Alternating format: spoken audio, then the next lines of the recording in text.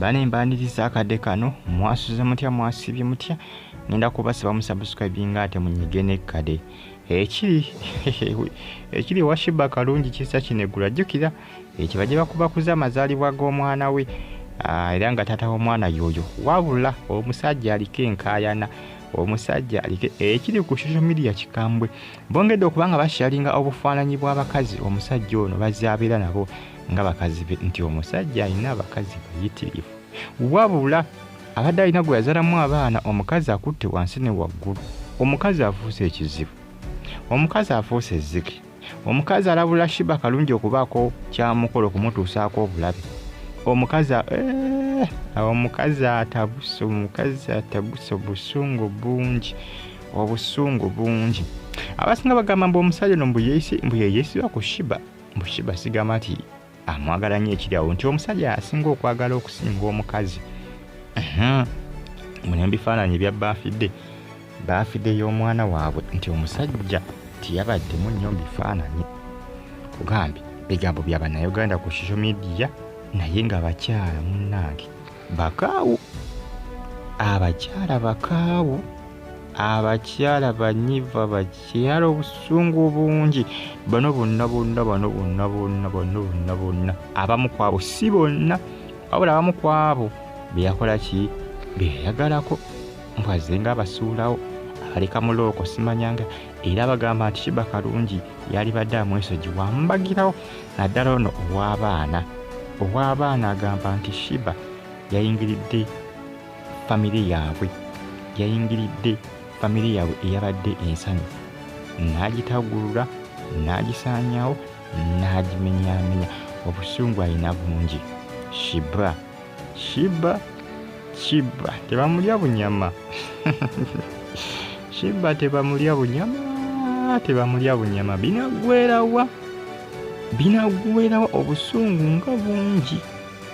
omukazi obusungu ng'ayina bungi binagwerawo ebya Sheebah kalungi kubanga bannange abakazi bataamuufu abakazi bakambwe obusungu bungi naddala ono w'abaana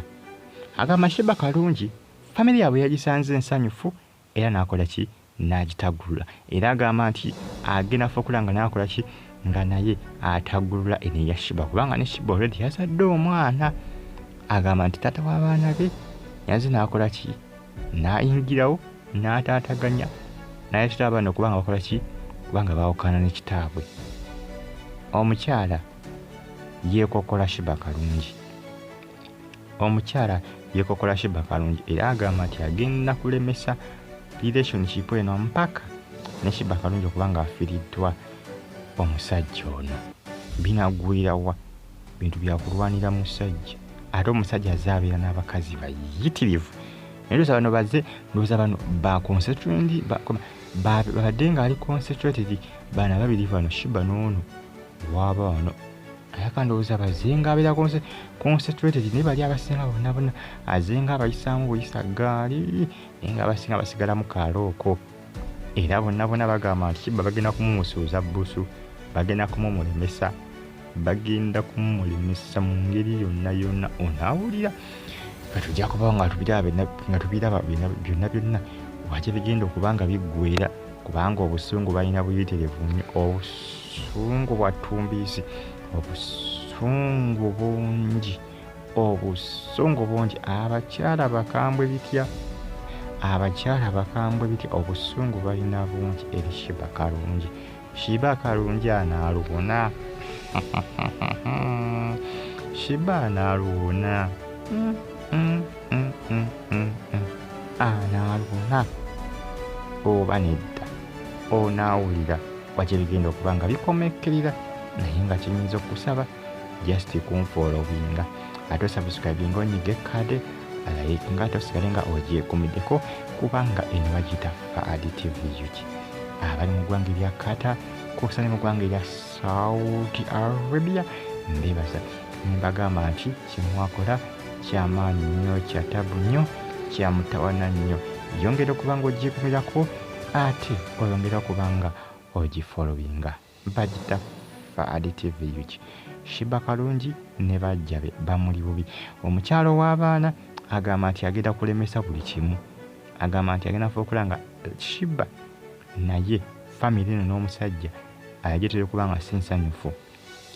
Kubanga yagamba Sheebah nti yekazaala bulwa okuba nti family yaabwe yeekutuddemu. Nti yeekutuddemu n'okuba nga omusajja abaana be takyayagala kukola ki, takyayagala bakyalirako wadde okubalabako lwa Sheebah kalungi.